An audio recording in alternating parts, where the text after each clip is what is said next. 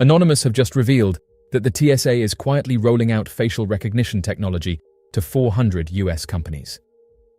The implementation of facial recognition screening in airports will soon become a reality for Americans, with a new program gradually introducing this technology at 400 different locations throughout the United States. This initiative, which is being discreetly rolled out, aims to enhance security measures and streamline the airport screening process.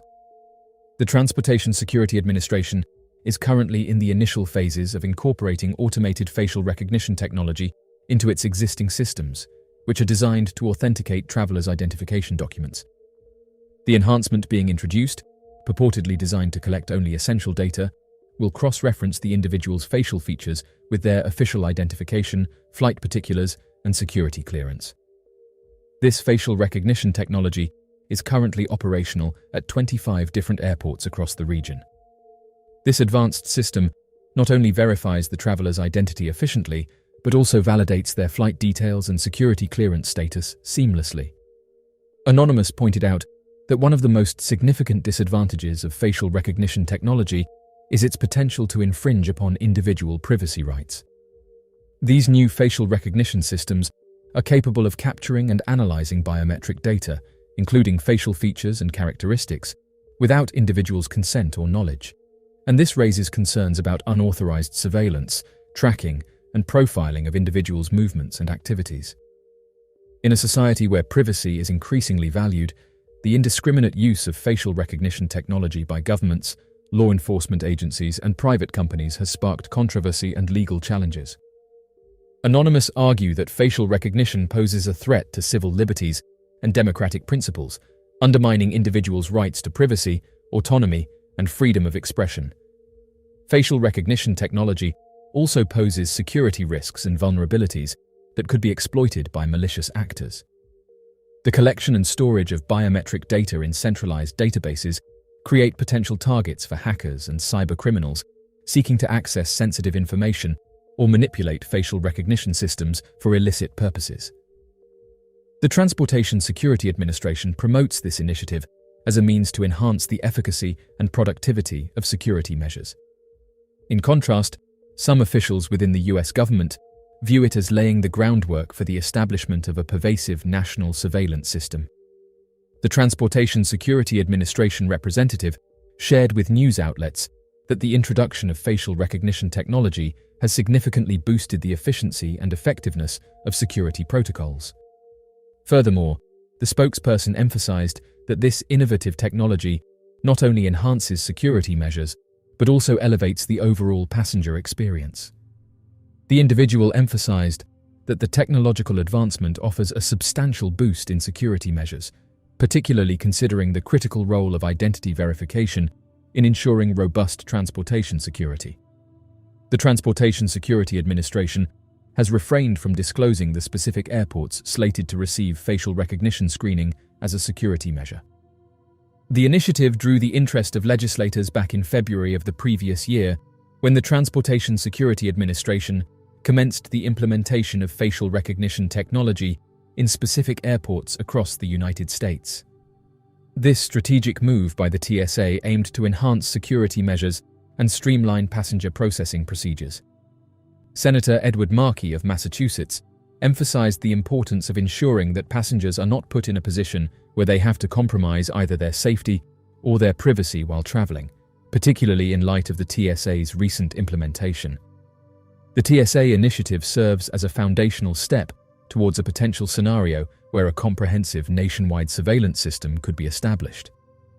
In a society where privacy and freedom are fundamental national values, entrusting any government with excessive power poses a grave threat. The delicate balance between governmental authority and individual rights is crucial to uphold the essence of democracy and personal liberty. Senate members wrote a letter addressed to the Transportation Security Administration, urging the organization to discontinue the use of facial recognition technology. The senators expressed concerns that the implementation of this technology could potentially worsen highlighted issues. Moreover, they highlighted the potential risks to Americans' safety and security if the biometric data collected were to be accessed by unauthorized individuals or private corporations. The senators emphasized the importance of safeguarding citizens' privacy and preventing any misuse of sensitive biometric information. Congressional lawmakers took their concerns one step further in November by denouncing facial recognition screenings at airports and a proposed bipartisan Traveler Privacy Protection Act to prevent the TSA from collecting facial biometric data. Senator John Kennedy said that every day, TSA scans thousands of Americans' faces without their permission and without making it clear that travelers can opt out of the invasive screening. Despite numerous appeals for the Transportation Security Administration to cease its objectionable utilization of facial recognition technologies, the agency has persistently broadened its deployment throughout various regions in the nation. This ongoing expansion of facial recognition technology by the TSA has raised concerns among privacy advocates and civil liberties groups. Travelers must have the freedom to travel by air without compromising their fundamental right to privacy, which should not be treated as just another piece of baggage. If the Traveler Privacy Protection Act is approved, a mandate would be imposed on the Transportation Security Administration to promptly cease its facial recognition initiative and eliminate all biometric information within a time frame of 3 months. Kennedy expressed his disbelief at the TSA's decision to further develop its intrusive facial recognition initiative, despite reservations from Congress. He highlighted the agency's attempt to ignore legitimate privacy worries by emphasizing that citizens' concerns regarding their privacy remain steadfast. The situation raises questions about the TSA's priorities and disregard for public sentiments. Moreover, Kennedy's remarks underscore the tension between governmental security measures and individual rights, signaling a crucial need for a balanced approach that respects both security needs and personal privacy. The Transportation Security Administration has clarified that the facial recognition software implemented will not retain any data utilized during the verification process, nor will it be employed for surveillance or law enforcement objectives. The Transportation Security Administration official informed NextGov that the agency is in the initial phases of incorporating automated facial recognition technology to enhance the existing credential authentication technology devices that were implemented a few years ago. The integration of automated facial recognition capabilities is seen as a significant advancement in the agency's efforts to enhance security measures and improve verification processes at security checkpoints. At the airports, travelers will encounter prominent signs at the screening area entrance, informing them about the utilization of facial recognition technology. Additionally, these notices will provide reassurance to travelers by guaranteeing that the airport system does not retain or preserve any individual's data following a successful identification match. This measure aims to enhance security protocols while also ensuring passenger privacy and data protection. The TSA fact sheet emphasized that the sole exemption would occur in a limited testing environment for evaluation of the effectiveness of the technology. This exception pertains to specific scenarios where the technology is being rigorously assessed to determine its efficacy. The facial recognition technology is created using CAT scanners, which take real-time pictures and compare the photo to the person's photo ID. The system employs sophisticated artificial intelligence models that have been trained to develop a biometric template based on the unique facial characteristics of an individual. This template is then utilized to make a comparison with the facial traits depicted in a different image. The United States government lacks specific guidance, regulation, or legislation to effectively control the use of facial recognition technology, leading to concerns regarding potential infringements on human rights, privacy violations, and encroachments on civil liberties. In the previous year, the Transportation Security Administration disclosed that it successfully conducted security screenings for an unprecedented total of over 858 million travelers, translating to a daily average of 2.4 million passengers. This noteworthy figure underscores the immense volume of individuals passing through security checkpoints on a daily basis. In recent years, advancements in technology have enabled governments around the world to deploy sophisticated surveillance tools to monitor and track individuals' activities, both online and offline. From mass surveillance programs to location tracking and social media monitoring, governments have increasingly relied on surveillance to gather intelligence, investigate crimes, and maintain social control. However, the expansion of government surveillance has raised concerns about the erosion of privacy rights and the potential for abuse of power. Anonymous has been quick to highlight the dangers of unchecked surveillance, warning people about the risks of living in a surveillance state where individuals' every move is monitored and tracked by the government. One of the primary ways in which Anonymous warns people about government tracking is by exposing and raising awareness about surveillance programs and practices. Through data leaks, whistleblowing, and online activism, Anonymous has uncovered numerous instances of government surveillance and provided evidence of mass surveillance programs conducted by intelligence agencies such as the NSA and CIA. For example, in 2013, former NSA contractor Edward Snowden leaked classified documents revealing the extent of the NSA's global surveillance apparatus, including the PRISM program, which collected vast amounts of data from major tech companies. Anonymous played a crucial role in disseminating this information to the public, raising awareness about the scale and scope of government surveillance. In addition to exposing government surveillance programs, Anonymous also educates the public about the dangers of surveillance and provides guidance on how individuals can protect their privacy and digital rights. Through online forums, social media channels, and informational resources, Anonymous shares tips and tools for safeguarding personal information and resisting government tracking. Anonymous encourages individuals to use encryption, secure communication channels, and privacy-enhancing technologies to protect themselves from surveillance and maintain anonymity online. By empowering people with knowledge and resources, Anonymous aims to counteract government surveillance and promote a culture of privacy and digital freedom.